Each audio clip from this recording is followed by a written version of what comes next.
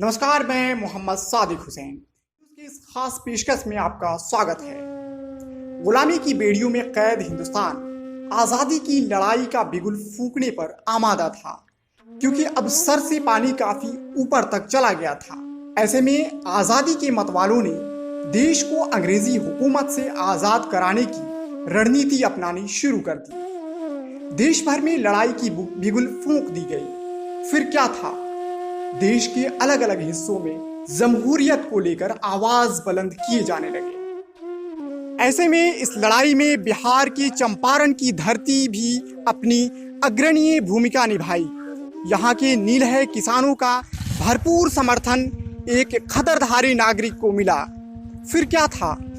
उस अहिंसा के पुजारी महात्मा ने अहिंसा का मार्ग अपनाकर गोरों को यहाँ घुटने टेकने पर मजबूर कर दिया। चंपारण की यह धरती तो उसी दिन धन्य हो गई जब इस महापुरुष महात्मा गांधी ने सन 1917 में यहाँ अपना कदम रखा।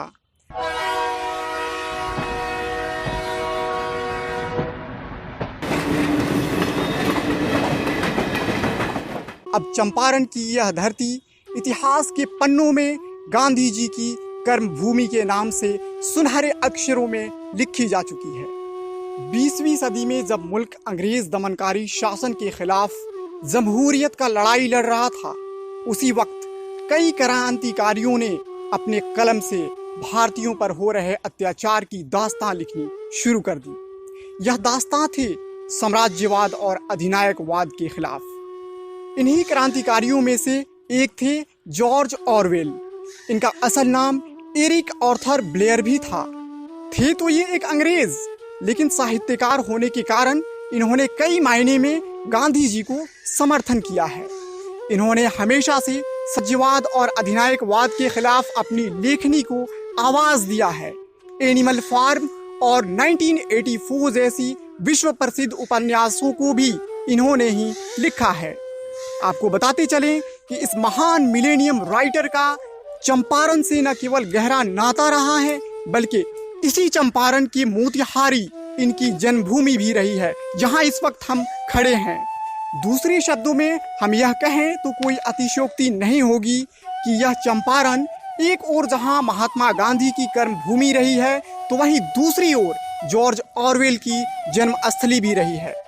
करीब 2.5 एकड़ में फैला हुआ मोतिहारी शहर के बीचों बीच सत्याग्रह पार्क का जस्ट बगल वाला यह परिसर, खंडर नुमा ये भवन भी गवाह है इस बात का कि अंग्रेज सरकार में अफीम विभाग में सब deputy agent Richard W Blair के यहाँ 25 जून यानी आज ही के दिन 1903 को एक लड़का पैदा हुआ था, जो आगे चलकर जॉर्ज ऑरवेल के नाम से दुनिया भर में प्रसिद्ध हुआ।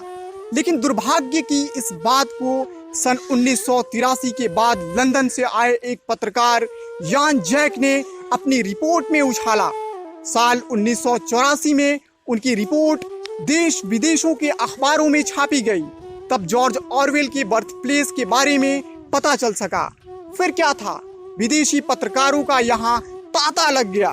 तब स्थानीय कुछ बुद्धिजीवियों को भी इस जगह की अहमियत का एहसास हुआ।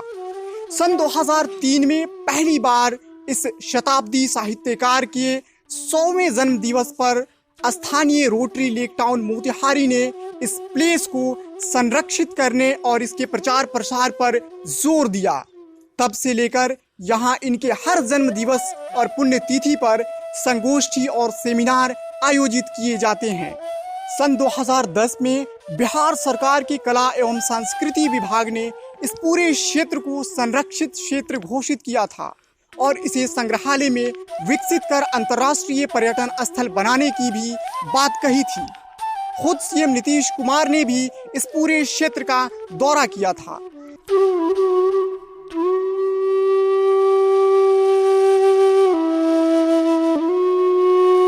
सन 2014 में इसके भवन का नवीकरण का काम शुरू हुआ, लेकिन आज तक इसे संग्रहालय और पुस्तकालय में विकसित करने का काम पूरा नहीं किया जा सका। दिन ब दिन शराबियों और जुआरियों का यह प्लेस अड्डा बनता जा रहा है। कुछ महीने पहले ही असामाजिक तत्वों द्वारा इस जगह पर पूर्व में स्थापित जॉर्ज ऑरवेल की प्रतिमा को भी नुकसान पहुंचाने की कोशिश की गई थी। तब यहाँ के मौजूदा जिला पदाधिकारी शीर्षद कपिल अशोक के तत्काल पहल पर इसे पुनः इसी जगह पर स्थापित कर दिया गया। लेकिन सवाल यह है कि इतने वर्ष बीत जाने के बाद भी यह जगह आज भी वीरान पड़ा हुआ है। आखिर कब सरकार इस ओर ध्यान देगी?